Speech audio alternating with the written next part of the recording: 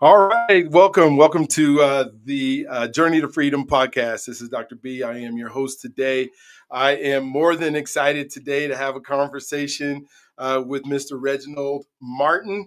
We get to talk before the show, and sometimes we call it the green room, and in the green room you kind of make sure that everybody's on the same page, and you're going to talk about the same things.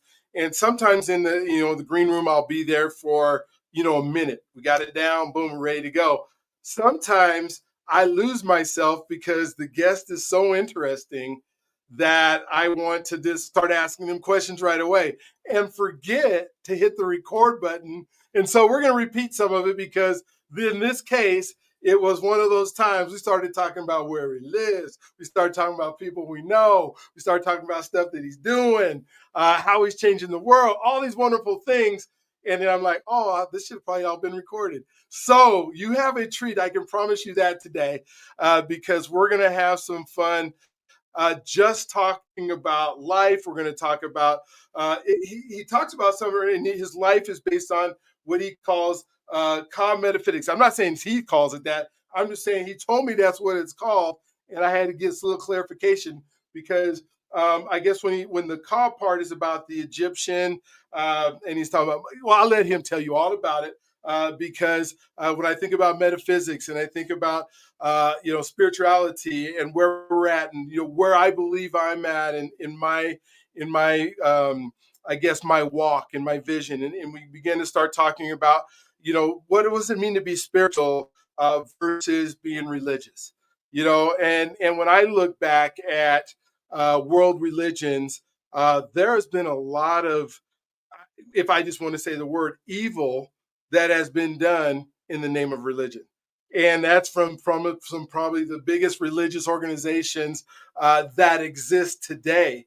And so we're going to really talk about, and we're going to dive deep into, some of these subjects that, some people sometimes are just afraid to even talk about. And so, well, what if my mom hears this, or what if my dad hears this, or I was brought up this way, and now I'm thinking a little bit different, but I still want people to love me. And if I start talking like this, they might not love me no more. And so I hope we don't go there today. I hope we get to spend a whole bunch of really good quality time, which I know we will, on just that aspect of our life, which is spirituality. But I also want to just, I want to talk about identity. I want to talk about what does it mean. He's from Dallas, Texas, and he grew up in Dallas, Texas. So here's what I can promise you. I have a cousin and friends and all kinds of people that are part of the heart of Dallas.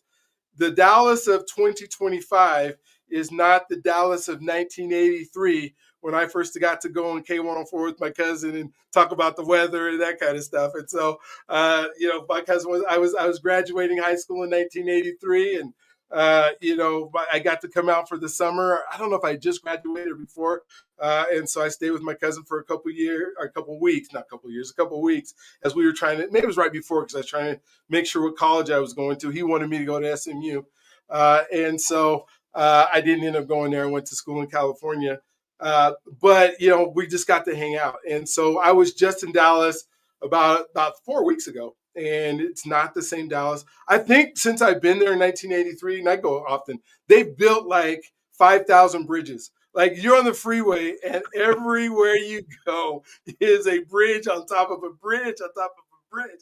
I'm like, oh my gosh. But how fun it is. And so, Reginald, I want you to go ahead. Do you like to or rather me call you Reggie, or you go by Reginald, or how does that? Reginald is good, so I'm good with Okay. Reginald. So, Yeah. I want Reginald to tell his story because one of the things that I love about this podcast and I love about the time that we spend together in it is we get to know who the person is way more so than we get to know what they do. And if you know the person and you kind of relate, he tells a story. Oh yeah, that was how it was for me back in the day or whatever it was. Then it's a lot easier when he says, "This is what I do," to go, "Oh, I get it."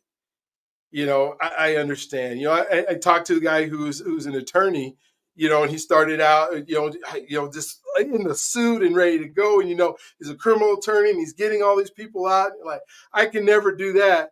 And then he talks about like running barefoot in the out in the desert, and or not in the desert, on the farm, and somebody had to come off the streets and get him, and because he was messing up and tearing up, and like, oh yeah, you was normal just like us. You all refined now, but you was normal. So go ahead and tell your story, and then we'll just chop it up after that. Thank you for being on. Thank you for taking the time and being the willingness to be on the show today. I sure appreciate it. Hey, you bet, Dr. B. I'm so excited to be here. And it was so cool to find out about those connections that we have, Mhm. you and your cousin. And I grew up listening to your cousin on the radio. So when you were talking about being out here in the 80s, and I was listening to him in the 70s, so we have that in common. But so what I'll do is I'll just talk about my story in the context of what I do. So how I discovered the things that I discovered, because what I do is actually what I've lived, and I share those experiences and I share those ideas with others. So that's kind of the way that I look at it. And basically, it started with me when we talked about spirituality and stuff like that. And let me tell you, Dr. B, I'm not one of those that's afraid to talk. So with whatever we want to go into, I talk about it. I've lived so many years. If a person don't like me because they don't agree with me, is that's just the way it is. But I Good. love everybody. Good. Good. So it's I you don't have to agree with me for you to like me, because it's just normal for us to have different perspectives and different experiences of life. I So love it. Love it. for me, it really started in just talking about spirituality, because for one, I live by three principles, and we talked about this a little bit earlier. But one is that we are the creators of our reality. Two, we are gods and goddesses in training. That's what we're here on the earth plane to do, is to learn that we are creators. And three, life is feedback, not a curse. Okay, so that right there takes us away. And I grew up Christian, so I understand that was the foundation of what I lived. But I started asking questions very early. So 15 years old, I just remember talking to my mother, and I asked her, a question that I had on my mind. I said, Mom, if somebody who's Jewish that doesn't believe, in Jesus as their savior, they do good all their lives. What I've been taught is that they're going to go to hell. But somebody that is, say, a mass murderer, on their deathbed, they can accept Jesus as their savior, and then they'll go to heaven. And I said, something just doesn't seem right about that. Is that true? Is that what will happen? Dr. B, she looked at me and said, yep. And that was pretty much the end of the conversation. so so at that Yeah. Yeah. point, I'm essentially traumatized at that point. I'm like, that just doesn't sound right. Something's not right about that. And so it started me really on a search. And what ended up happening was is that I was a pretty good basketball player in college, and I ended up getting a scholarship. But the summer before I went to college, I read the autobiography of Malcolm X, probably one of my favorite books on the planet. Okay, Yeah. and he talked about all the books that he read, and he talked about all the studies. So it really ended up turning me into a lifelong learner. But I wanted to read everything he read. That's just how I admired it. So admired him. So it started me on a search to about history, about spirituality. He talked about it from a Muslim perspective, and just the things that he found out about Mhm. Christianity. So he found and it led me on the path to study the same stuff. Well, I Yeah. ended up going to a Southern Baptist Bible college. That's where I got my basketball scholarship to. And just things transpired there. I would not change the experience for anything. I enjoyed it, met a lot of good people there, but I ended up deciding that I was atheist the time I was there. And now I'm spiritual but not religious, if you wanted to put me into a category.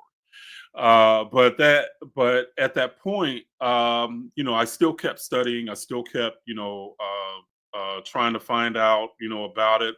But at that point, and I was atheist for, in a way of just being rebellious. Okay, I'm not going to accept this idea of God. It can't be that way, you know. And for them, this was a college that was predominantly white, and and there was implied in the conversations was that you could be a good Christian, but only the best Christians are white. Now that was never said, okay, but Hmm. there was an implication in the conversations that you had. And for me, I was like, nah, I'm not going to accept that. You're not going to tell me that I'm inferior to you just because of my skin color, and I cannot accept your idea of God if that's what it believes. So there is no God, Um, but I still always had the want and the need for a connection to something bigger than me, and so that was kind of how I left that hanging there. Well, move forward a lot of years. I ended up getting married, and years down the road, and I still wanted my children to have some kind of spiritual grounding. So I ended up going back to church. Okay. And so I went back to the church. This was probably in the mid '90s, but I just couldn't stay because it just by that time I just had outgrown the idea that of what they were teaching about God and what God was. And probably I guess the late '90s, probably a few more years later, I just totally left Christianity altogether. Um, Move forward. I ended up getting a divorce and went through a lot of difficulties. But I was always studying, studying comparative religion. And then, I started noticing some similarities between religions, a lot of different things that seemed very similar. And so it just kind of stuck in my head that, there's got to be a common ground here that everybody is teaching from.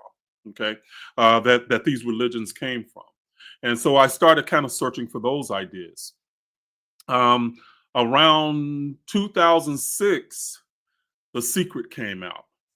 And when The Secret Okay. came out, it was like, man, that was a whole new world for me because all of a sudden I got wind of metaphysics. And what metaphysics did was gave me ideas and a language that was away from the religious dogma to where I could explore the idea of a soul and spirituality outside the dogma. Okay. Okay.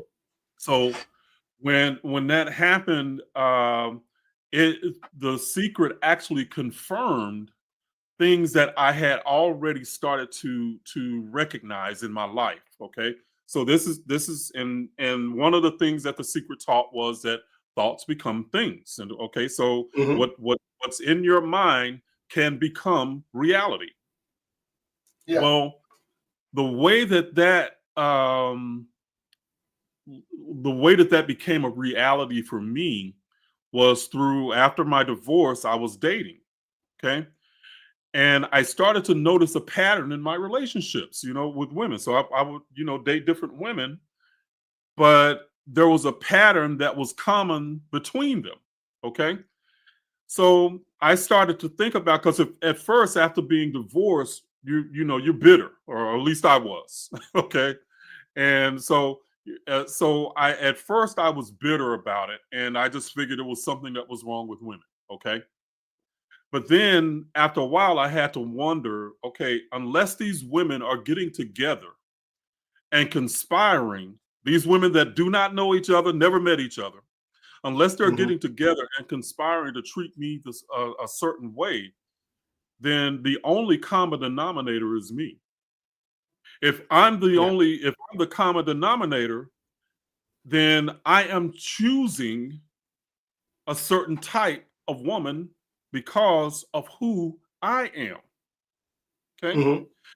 So at that point, that meant to me that there was something inside me that was causing me to choose a certain type of woman that I was having these relationships with. So when the secret said thoughts become things, another part was that these thoughts are being projected from within you based on your vibrational essence. Okay, that's what those women represented. They what it gave me the language to say, okay, that was a their my vibrational essence is showing up as these women. They're showing me something. Okay, Hmm. so so that frame that gave me a whole different frame to operate from.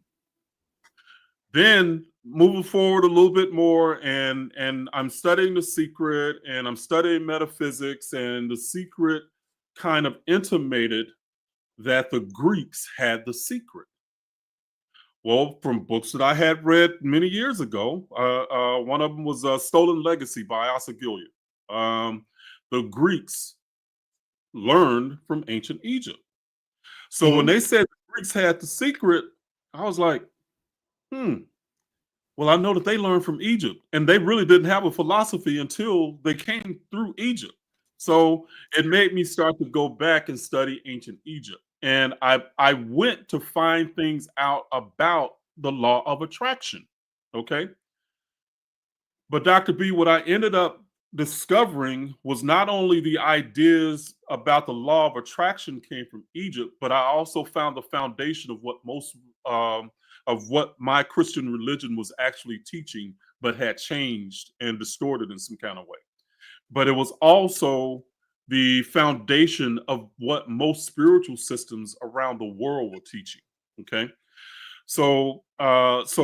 but I found out the ideas about the secret, and then I found out the foundation of my religion that I grew up with, that I had so many questions about, but nobody could ever seem to answer.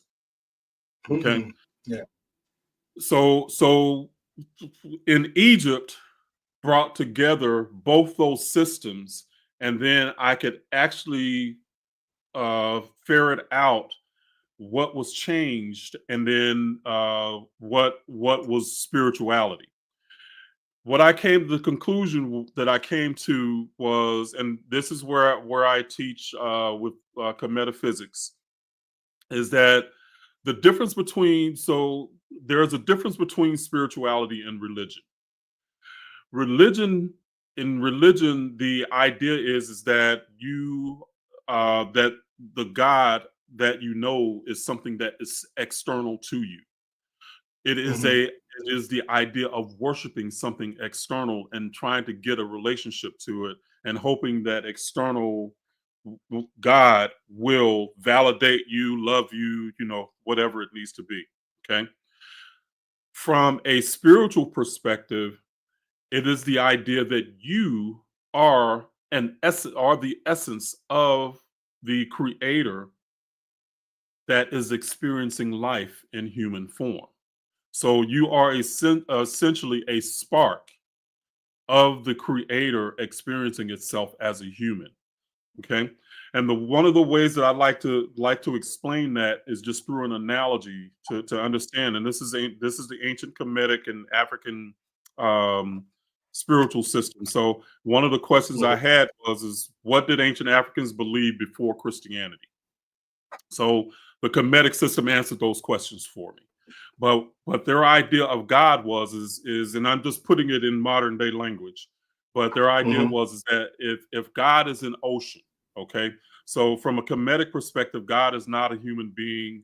God is not like a human being. God is essentially a conscious force that we all can interact with equally. So if God is an ocean, then we are essentially drops in the ocean. Okay. Okay. Then if we are drops in the ocean, then that means the ocean is in every drop. So Okay. if that is the case, then the idea that Christianity taught us is that we were born sinful, wicked, and destined for hell if we didn't accept Jesus as our savior. Okay.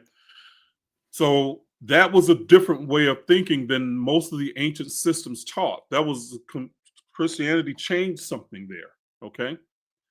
But what I saw in that was that it also created a way of thinking that ended up making us create a pattern of self-loathing, self-doubt, and really to hate ourselves. And what I saw was is and how I saw that was that in my communities growing up, I grew up in poverty.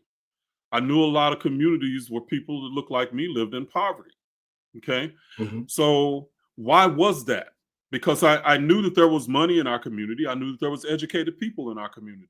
But why didn't people build self-sustaining, economically self-sustaining communities? From an African American perspective, and a lot of times in the African diaspora around the world. Hmm.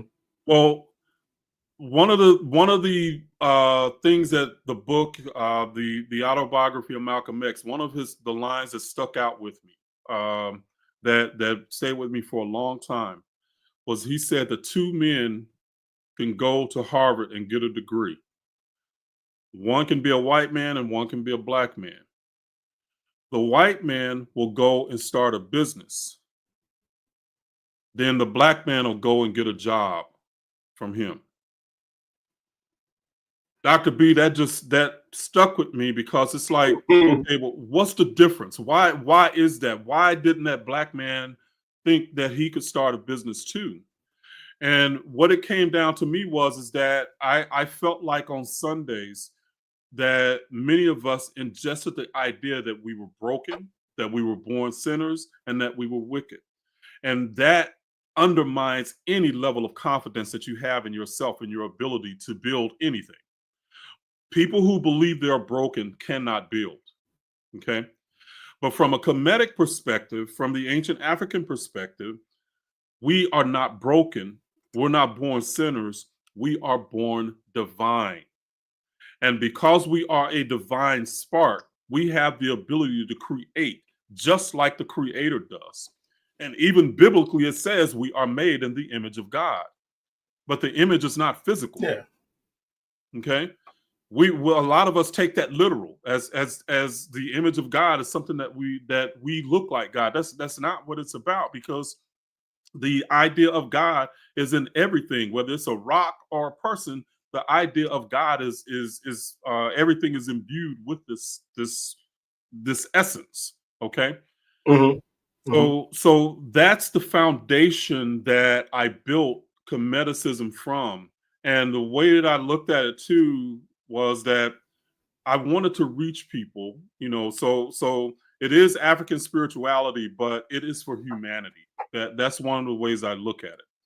But I knew that as far as reaching my people and my community, there was no way that I was going to be able to do that without going through the Bible first, because people are going to have to feel safe about Hmm. what because I mean, you're talking about an existential crisis if you don't believe a certain way, that your eternal life is in peril. you know Yeah. Yeah. but but what I did was I ended up finding that common foundation of spirituality, and realized that a lot of the ways that we were taught the Bible, we were taught an exoteric perspective of the Bible, but it is actually written in esoteric language. So there's an esoteric or hidden knowledge built written underneath the stories. We get locked in on the stories, but there's another layer beneath the stories is actually what the real message is. So that's the foundation that Comedicism is built on. And I can stop there, but I can keep going. But that's essentially it. Is that we are gods and goddesses in training, and that life is feedback. So that's a foundational principle that I built, and that stuff and those principles are basically ancient African spirituality, and that's where these ideas came from. I'm updating them with an updated language and processes and tools that we use to build from within.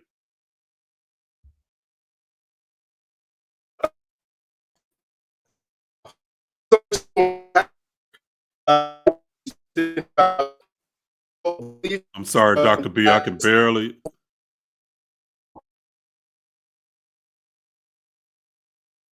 Dr. B. I don't know I if can hear you he's saying maybe something, in. but you're fading in and out. I'm sorry.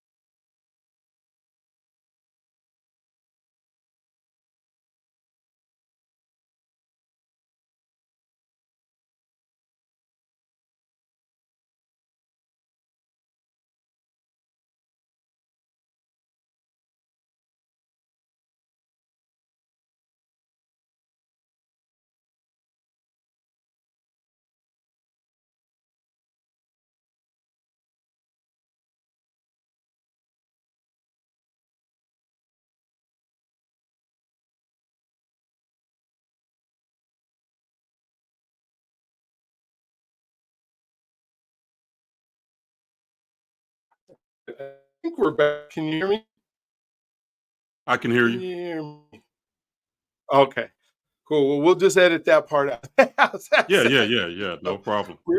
we're still on and we're going, I can hear you perfectly well, and I'm not sure what's going on with our internet here. That I don't know if we have a storm or something that's just kind of not liking us. Yeah, But if you I can hear don't me know if now, it's we'll on just my keep going. end. Yeah, I don't know if Okay. it's on my Are end you okay too. hearing me now, though? Yeah, I can hear you now. Okay. So, what are the questions that because it's so embedded into our culture, it's so embedded into the belief system of who we are. Uh, I watched something like The Secret back in 2006. I said these are some really cool things, but how do I fit that in to my own belief system so it all makes sense?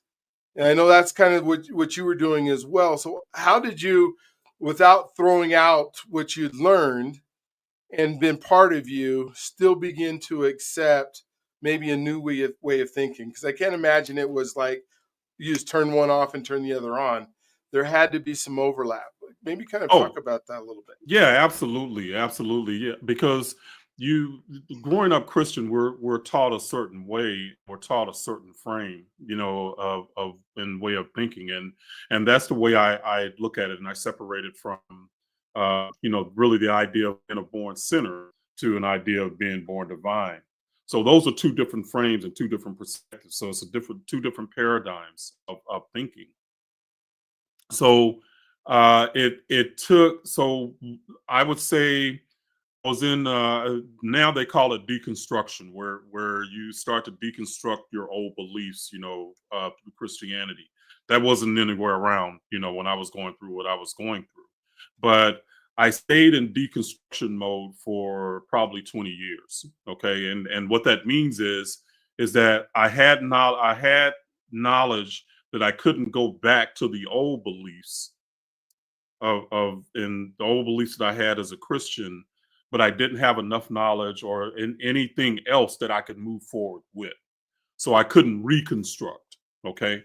until I found the Kemetic stuff. So what that helped me do was where I was basically in a mental limbo in a sense. The Kemetic teachings helped me to understand the idea of the KRST, what the Christ is. Okay, so the KRST or Christ existed 10,000 years before Christianity was ever even thought about.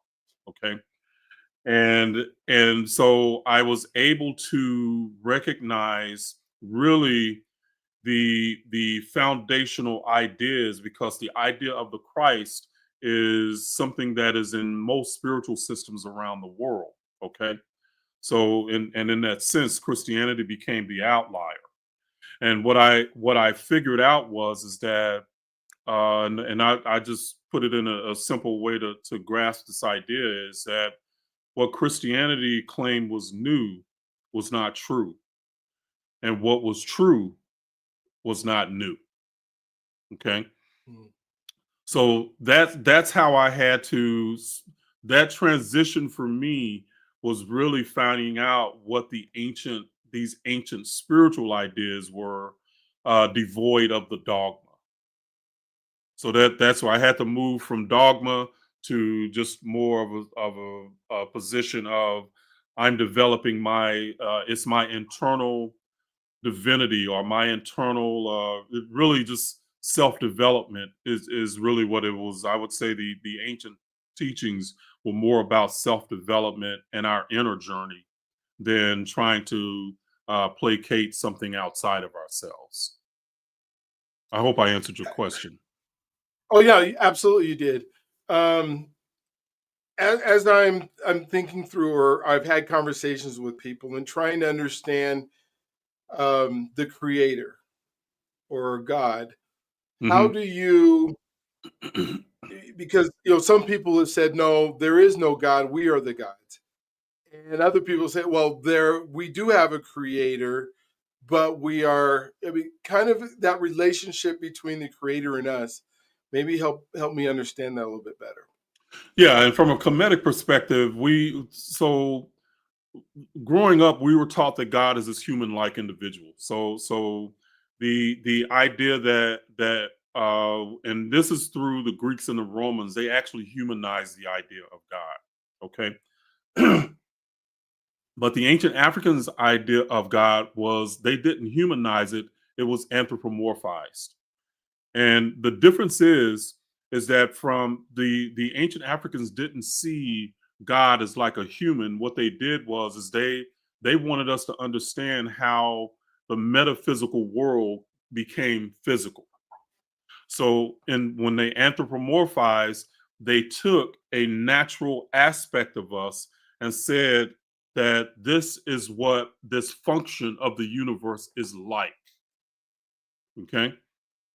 So Okay. when they did that, they weren't looking at saying that God was a human.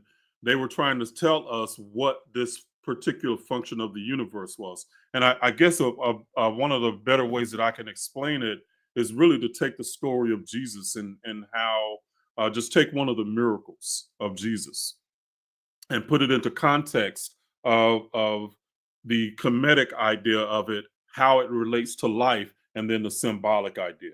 Okay, Okay. so let's just start with life. Okay, and you tell me if this has ever happened to you, Doctor B, that you have ever went through something where you were like in emotional turmoil, that you had some difficulties. I mean, you're an entrepreneur, so I'm asking you this, but I know it's just rhetorical. So, Yes, for your audience. absolutely. So, as Yes. entrepreneurs, we're going to go through some difficult times where we question everything. We're in fear. We're feeling all of this stuff. So our emotions are all over the place. Okay, Mhm. but then at some point, you get through whatever the emotional turmoil was. Things settle down, and you go on about living life and doing what you're supposed to do. So you reconcile whatever you were dealing with emotionally. Okay. So that is a natural function. So you have been through that. I'm 100% positive, because I don't think we can get out of life without that happening. So, as human Yeah, beings. no, exactly. Yes. Yeah. So, well, that uh human experience is something that everybody has gone through since we had humans on the planet. Okay. The ancients knew Mhm. that as well. So what they did is they created frameworks, and this is what a lot of the ancient teachings is doing, is they're really giving us these simple frameworks to tell us to help initiates understand this is what's going to happen, you know? Mhm. So but when you went through your difficult time, did you ever have a moment where you went, "Oh, I get it now. I understand. Okay, now this is what I need to do. I'll proceed." Yeah, Okay. yeah, Okay. So absolutely. that's something that a lot of us go through. Mhm. Well, Absolutely. so what I just explained was the symbolic representation of the miracle of Jesus walking on water. So Okay. Jesus, as an anthropomorphized symbol, and I don't mean to offend people. I'm just taking it back to the ancient teachings, the ancient African teachings where it came from. Okay. But Jesus is basically the moment of enlightenment, that aha moment. Ah, I get it. Okay. And then it brings enlightenment or awakening to the person. So the idea that first waters were turbulent, and symbolically, Mhm. turbulent water can stand for emotions. Okay, that aha moment is when you rise above your emotions and you're no longer operating in fear anymore. You're operating in, okay, well, this is what I need to do to get things done, and this is what I need to do to complete the task or whatever it is. At that moment, you're walking on the water. Okay, you're walking above, you are operating above the level of the turbulent emotions. They're not there anymore. In that Mhm. moment, you become peaceful, you become at peace, you become balanced. In that moment, you become the Christ, the KRST. Okay, so that's how I would take a person from understanding that, from a dogmatic perspective, we were supposed to believe in the idea of the miracle, and we're supposed to worship the miracle. But in reality, it was a framework to tell us just things that we go through. Okay, so that's how that's the way that I would characterize the idea of us being a god, is that we have the ability to create Mhm. in our reality. But the deal is that we are all in training, in a sense, because Earth is a school, and we're learning of our ability to create. And part of that is learning and going through the difficulties of life to where you can calm the storms when they come. But if you Mhm. believe that your power is somehow outside of you, a lot of times you don't calm the storm. And I can tell you that anybody that has ever calmed that storm recognize the power within themselves. Now they can attribute it to whoever and whatever, but at Uh-huh. some point they have to recognize it as them having the ability to take care of whatever they need to take care of to solve the problem. Gotcha. So, uh, and I'm tracking with you. I think I guess I'm struggling. a little bit because when I think of the symbolicness, and I believe in what you're saying in this, symbolically we can get there, and we are. I believe God created us to create. But Hmm. so are we saying that the story of Jesus didn't happen, or that like creation is more like what evolution subscribes to, or did the creator actually create it, and we're like, I think you said something about like we're training to be able to be better creators and that kind of stuff. How did all this stuff happen, that the Bible, to me, you just have to have faith and believe if you're going to believe that it happened that way, because it doesn't make, hardly makes sense in some aspects of it if you don't, believe that God just did it and 7 days later it was there, or Jesus was here and he performed those miracles, you know because we weren't there to watch it or see it, or there, but we believe in miracles. Hmm. So did all these things happen, and then, or they're just symbolic of stuff? So now we're getting into theology, and I want to be careful here because I don't want to disrespect your beliefs and your theology. Okay, Okay. I'm going to respect where you are. Okay, so I'm so uh, if we're going to talk about the science of it, I can say that from a the knowledge that I have and that I've researched is that the Bible has and the stories are about ancient frameworks. It's not a historical document. But Okay. again, that is that's my understanding.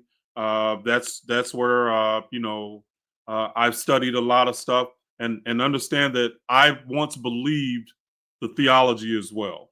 You know, so it's just different. But what I noticed that's happening, Dr. B, is that in the last few years, a lot of people are starting to walk away from the dogmatic beliefs. Okay, people are starting to the pews are dwindling in a lot of instances. Okay, Mhm. but people are not wanting to leave the idea that there is something bigger than them, that there is a God. Okay, that there is something that they are connected to that's bigger than them. They want to get away from the dogmatic systems, the dogmatic beliefs. What metaphysics allows people to do is to examine these ideas beyond the dogma, and Okay. that's where I want to go. Because I can get or we can get bogged down in you believe this or you have faith in this, but you have the right and you don't have to explain your faith to me, or you don't have to justify your faith to me. Okay, then that's the way I look at that. It if that's where you are with that, then I respect that.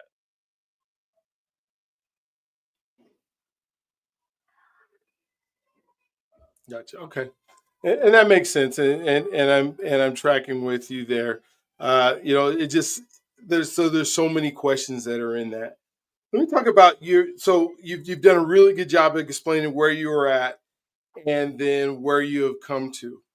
How do you now, as Reginald Martin in Dallas, Texas, interact in life, um, with other folks, and still be able to be an entrepreneur and have a career, and phase these ideas in, and how have they helped you to move forward, in your life in ways that you probably couldn't even imagine before Yeah. you? Yeah, great question. Great question. Because for me, again, these beliefs is one that I'm a creator of my reality. Okay.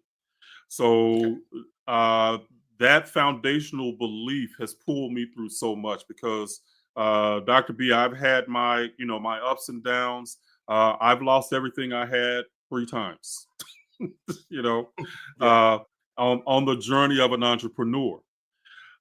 So for me, I could have easily, given up or, said, hey, this just wasn't in the cards for me. But I also said that life is feedback. Okay. So the way that I look at that is it comes from the ancient idea of ma'at, and that life is reciprocal. I don't know if you've heard the concept of as within, so without, as above, so below. So that ancient concept is actually connected to the idea of Ma'at, that our life is a projection from within us. So if we want to make a change, if there's something in life that we don't like, then we can change our beliefs. Okay, so our beliefs are being projected as life. That's what's being reflected back to us. So life is a mirror, okay, of our inner essence. So for me as an entrepreneur, when I lost everything, believe me, I was down. You know, I there was days I questioned whether I wanted to even be here anymore. Hmm. That's how deep it got. Because I consider myself a successful person, and most of us that are successful, our success is based on our will and our hard work. Hmm. Well, the second time I lost everything, I was working hard. I was doing everything I thought I was supposed to be doing, and things still didn't work out. I was like, I don't have anything else left now. you know? Yeah, yeah, So yeah. yeah, so at that point, uh, you know, my old beliefs would have said, is am I cursed? You know, does God not want me to have this? You know, I would have went down that road. But my beliefs from a comedic perspective is that I am the creator, and what I have to do is recognize what life is showing me and then figure out what I need to fix within me. Okay. What I need to recognize, and that is being mirrored back. There's some belief that is making me go through what I'm going through. The other part of that is connecting our emotional states and using emotions as our guidance system. Hmm. And what I mean by that is that we I believe that we are souls having a human experience, and that's where I come from, the comedic perspective. That our souls are ground zero, and what our souls we still experience our souls while we're in the physical. So connecting emotions to that means that when you're in joy, then you are aligned vibrationally with your soul. And when you are not in joy or feeling depressed, you're misaligned. Okay. So how does that work? In real life, when I got depressed and down, I was there for a little while, maybe a day or two. But then I Hmm. recognized that I just need to find something that brought me joy, that would bring me out of that. Okay. And it wasn't even trying to bring me out of that. It was just more just finding, it was using my emotions as a tool that would sort of bring some light into my life rather than the darkness that I was in. Hmm. I hope I'm making sense. I hope I'm answering your questions. If not, stop me and Oh no, you absolutely are. I mean, this is perfect for uh, how you interact with life today. So this is good. yeah, yeah, and so what I had to do, and this is again, this is just part of the tools that I teach with comedic physics. It's not trying to think positive, because that's only temporary. Okay. Hmm. It's a matter of being positive. And when I say being positive, that means that you find the silver lining in the cloud when you want to make a change, and you are in control of your emotions, so you can find something to give you that little sliver of joy that can start to bring you out. And what it did was is it started Hmm. to, once I found that little sliver of joy, then I forgot I was depressed. I was just enjoying myself, doing what I was doing. Okay. So, I might have been depressed for 2 days, but all of a sudden, for an hour doing what I was doing, I found some joy. Then an hour turned into 2 hours. Okay. And then once I found that little sliver of joy, I said, you know what? Some other people might want to know this, and I started doing something Hmm. else that I could teach somebody. That brought me a little bit more joy. So it ended up just doing something, being who I was, being who I am as a teacher, as an entrepreneur. It ended up lighting me from within, and I could bring myself out of that depressive state. Okay. Wasn't nobody else coming. I knew that that's what I had to do for myself, you know? So that's how Gotcha. these ideas end up interacting with life. And I've taught people, I've trained people, coached people, and they have found that it is work as well. That it is just so these are not like just theoretical, kumbaya ideas that I've come up with. This is how life works.